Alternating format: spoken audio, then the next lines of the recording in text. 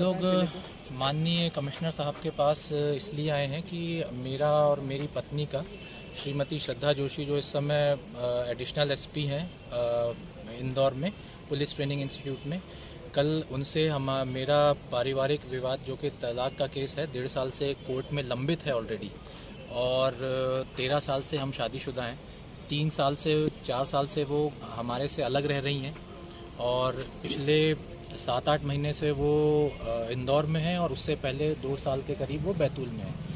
और अभी आज हम इसलिए आए हैं कि मेरा एक फ़्लैट है टावर नंबर 5 फ्लैट नंबर 306 सागर लेक व्यू होम्स, जहाँ पे बिना बताए मेरे फ्लैट का ताला तोड़ के मैडम ने कब्ज़ा कर लिया है और वहाँ के टीआई को उन्होंने लिखित में दिया है कि मेरे उनके उस वाले फ्लैट से जो कि मेरे नाम पे है, मेरा ताला लगा है, मेरे कैमरे लगे थे, सबको हटा के वहाँ से उन्होंने कंप्लेंट की है कि वहाँ से उनका सोने का सामान और सामान जो है वो चोरी हुआ है।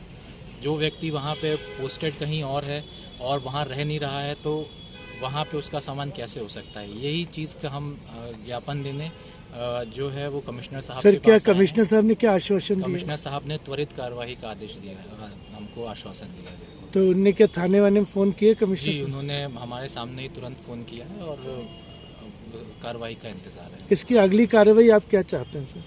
देखिए, हम ये चाहते हैं कि श्रद्धा जोशी जो कि अपने रसूख और अपने पावर का गलत इस्तेमाल कर रही हैं, उनके खिलाफ डिपार्टमेंटल इंक्वायरी होना चाहिए और उनको सस्पेंड होना चाहिए, ताकि वो इस केस में जो है वो अपने पावर का और रसूख का इस्तेमाल ना कर सके। जो व्यक्ति पुलिस में होकर किसी दूसरे के फ्लैट पे जो उनके नाम का नहीं है, जिस पे कि मेरे माँ बाप का अपने रिटायरमेंट का पैसा लगा हुआ है, जिसकी ईएमआई हम भरते हैं, जिसका सब कुछ हम भरते हैं, उसका वो कैसे कोई जाके हमारे घर के ताला तोड़ के रुक सकता है? जब उन्हें लेना भी तो आपकी प्रॉपर्टी से ले सकते थे खुद की।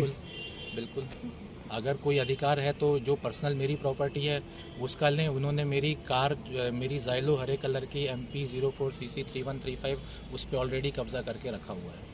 अभी कोर्ट में भी केस है क्या? जी हाँ, हमारा तलाक का केस जो है वो कोर्ट में भी लंबित है। उन्होंने मेरे पे ऑलरेडी 498 दहेज के 4-5 महीने पहले से, अभी 4-5-6 महीने पहले, हाँ 3-4 महीने पहले लगाया था। 13 साल शादी के होने के बाद में उनको याद आई कि हमारे और हमारे माँ बाप ने उनसे दहेज लिया है। आपकी पारिवारिक जिंदगी किस प्रकार चली थी जब आप? अगर अच्छी चलती तो तलाक की नौबत नहीं तो सर 13 साल कैसे हो गए? 13 साल ऐसे हो गए कि साथ ही नहीं रहे। अच्छा। और उससे पहले भी हमारा जो है वो 2 बार तलाक का केस लग चुका था। एक बार म्यूचुअल में लगा था जो हमने निकाल लिया था, उसके बाद फिर मैंने लगाया अपना जो 2.5 साल रहा, परंतु कारणवश जो है वो मैंने निकाल लिया क्योंकि वो केस इतना मजबूत नहीं दिख रहा था। उसके बाद ही हम पे 498 का केस लगाया था। अब जाके हमने दोबारा से 3 महीने पहले मैंने दोबारा से एक केस और लगाया है। सर, आपका परिवार तो पूरी तरीके से सक्षम है, इसके बावजूद भी दहेज का जो केस लगाया है जी, वो कहाँ तक सच है?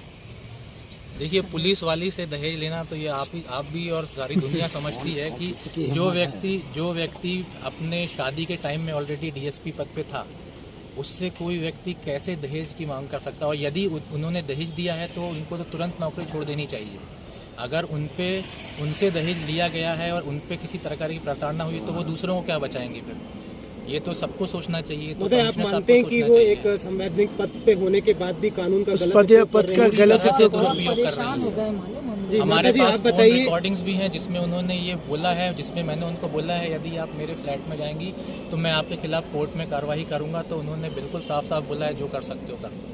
जी, माता जी अयोध्या नगर से, और मुझे ये बताया गया कि मैडम जो है वो फ्लैट में गई हैं और वहाँ पे उन्होंने आवेदन दिया है लिखित में कि उनका कुछ सामान चोरी हुआ है और कृपया करके आप आ जाएं और अपना बयान नोट करवाएं यहाँ पे। जब साहब मैंने कुछ लिया ही नहीं, मेरे फ्लैट में वो कब्जा करके बैठी, तो मैं वहाँ जाके क्या बयान उनको दूँ? मुझे जो देना है वो कोर्ट में देना है। जब मैं रह रहा हूँ फ्लैट में, मैं डॉक्टर हूँ, मेरे को 2-2, 3-3 जगह मैं नौकरी कर रहा हूँ, मैं उस फ्लैट में रुकता हूँ, कभी रुकता हूँ कभी नहीं रुकता हूँ क्योंकि मेरा समय वैसा रहता है ना। तो उस चीज़ में जो है कोई भी आके बिना किसी को बताए कैसे घुस सकता है? मेरा सामान वहाँ पे पड़ा है, मैं गया नहीं हूँ, हो सकता है मेरा सामान चोरी हुआ वहाँ से।